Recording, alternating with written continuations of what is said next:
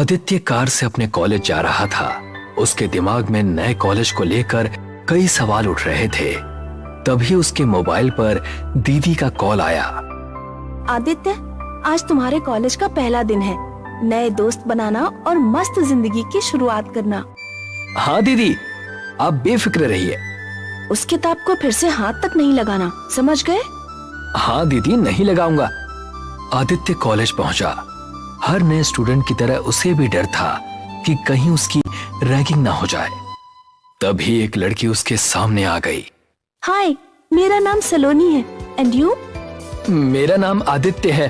आप सीनियर है ना? हाँ, लेकिन डरो नहीं, हम यहाँ जूनियर्स की रैगिंग नहीं करते। ये सुनकर आदित्य को बहुत अच्छा लगा। सलोनी पूरे दिन आदित्य के साथ ही रही। आदित्य को लगा कि उसे किसी और से दोस्ती करने की जरूरत ही नहीं है, क्योंकि सलोनी जो अब उसके साथ है। आदित्य, काफी दिन हो गए हमको साथ घूमते घूमते। तुम्हें समझ नहीं आता क्या कि मैं तुम्हें पसंद करती हूँ? हे, मुझे अब लग रहा है कि तुम मेरी रैगिंग कर रही हो।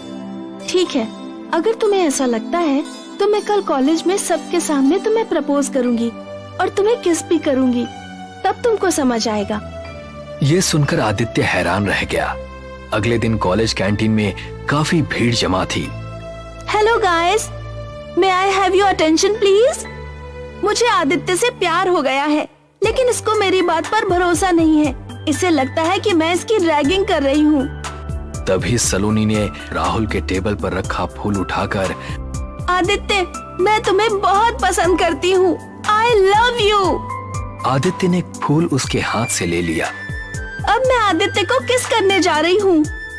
ये सुनते ही आदित्य के चेहरे पर मुस्कान झलक आई। आदित्य ने अपनी आंखें बंद कर ली। तभी सलोनी ने पप्पी उठाया और आदित्य के चेहरे से मिला दिया। सभी लोग उसका मजाक बना रहे थे कि उसने एक पप्पी को किस किया। सलोनी भी राहुल और बाकी स्टूडेंट्स के साथ खड़ी उस पर हंस रही थी। इसे कहते हैं असली रैगिंग। तूने सोच भी कैसे लिया कि मैं तुझसे प्यार करने लगूंगी? ये है मेरा असली लवर, राहुल।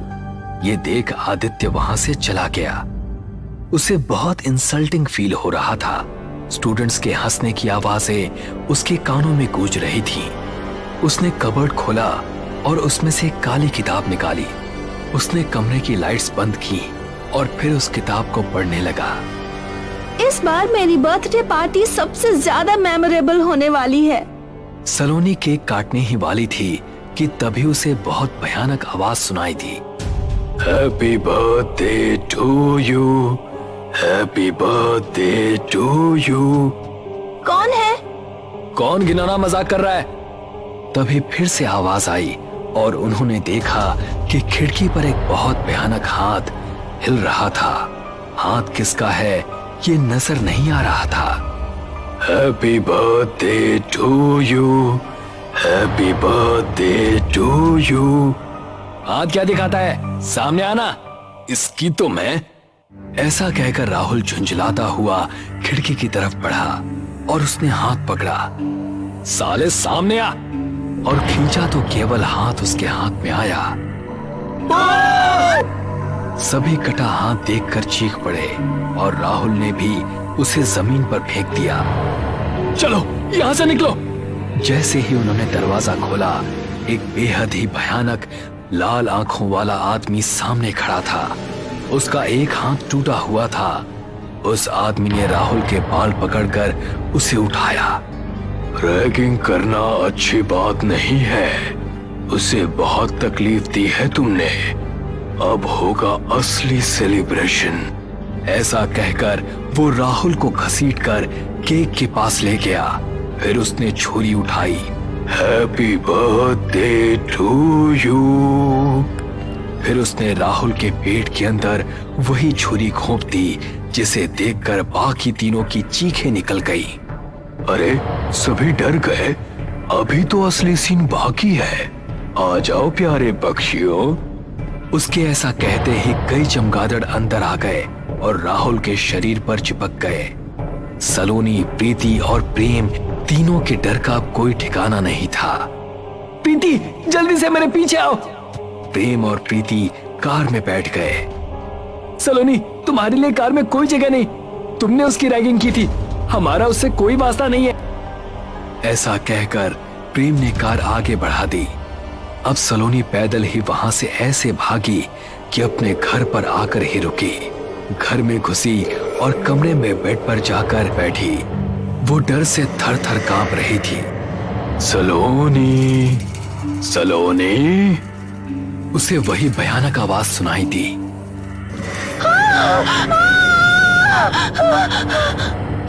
मुझे छोड़ दो। घबराओ नहीं सलोनी, मैं आदित्य के हुक्म के बिना कुछ नहीं कर सकता। अगर वो कहेगा तो मैं तुम्हें मार दूंगा। मुझसे गलती हो गई, मुझे आदित्य के साथ ऐसा नहीं करना चाहिए था। अगर अपनी जिंदगी चाहती हो तो मना लो उसे। हो सकता है वो मुझे मेरी दुनिया में वापस भेज दे। सलोनी ने आंखें बंद की और बहुत जोरों से चिल्लाई। कुछ देर बाद उसने आंखें खोली तो सब कुछ शांत था। वो अपने घर से निकली और बहुत ही तेजी के साथ आदित्य के घर पहुंची। आदित्य बेड पर बैठा हुआ शैतानी अंदाज में उसे स्माइल पास कर रहा था। मुझे माफ कर दो आदित्य, माफ कर दो मुझे। कौन है वो जिसे तुमने मेरे पीछे लगाया है? उसने तो राहुल को भी खत्म कर दिया है और मुझे भी जिंदा नहीं छोड़ेगा। मैं बचपन से ही बहुत गुस्से वाला लड़का था। मेरे एरिया में लड़के मुझे बहुत परेशान करते थे। उनकी शैतानी से परेशान आकर मैंने काला जादू सीखा और इस किताब की मदद से उनको अच्छा सबक सिखाया। जब इसकी खबर मेरी दीदी को चली तो उन्होंने मुझे वहां से इस शहर में पढ़ने के लिए भेज दिया। लेकिन मैंने उनसे वादा किया था कि मैं इस किताब का इस्तेमाल कभी नहीं करूंगा और करता भी नहीं। लेकिन तुमने मेरी रैगिंग करके मुझे मजबूर कर दिया। फिर मैंने उस प्रेत को बुलाया और तुम दोनों के पीछे लगा दिया। ये सुनकर सलोनी के पैरों तले जमीन निकल गई। उसने आदित्य से बहुत मिन्नतें की, लेकिन वो शैतानी अंदाज में हंसता रहा। सलोनी अपने घर वापस चली गई, लेकिन अब वो प्रेत हर जगह सलोनी को नजर आने लगा। आखिरकार उसने एक फैसला लिया। एक दिन कैंटीन में काफी भीड़ थी। Hello guys, may I have your attention please? सभी उसकी तरफ देखने लगे। कुछ दिन पहले मैंने आदित्य को प्रपोज करके उसका मजाक बनाया था, उसकी रैगिंग की थी, लेकिन अभी मैं बहुत शर्मिंदा हूँ। ये सुनकर आदित्य ने उसकी तरफ देखा। वो आदित्य के सामने आई और बोली, मुझे माफ कर दो आदित्य, मैं असल में तुमसे प्यार करने लगी हूँ। I love you Aditya. सभी स्टूडेंट्स ये देखकर हैरान थे। उन्हें समझ नहीं आ रहा था कि अचानक सलोनी में इतना चेंज कैसे आ गया। इस पर आदित्य ने भी जवाब दिया, आई लव यू माई जान। फिर सलोनी आदित्य के साथ उसके घर पर आ गई। आदित्य, अब तो सब कुछ ठीक हो गया ना? आई लव यू माई जान।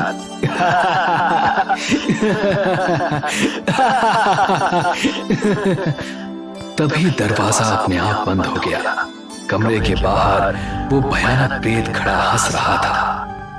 आई लव यू कहा है, निभाना तो पड़ेगा ही।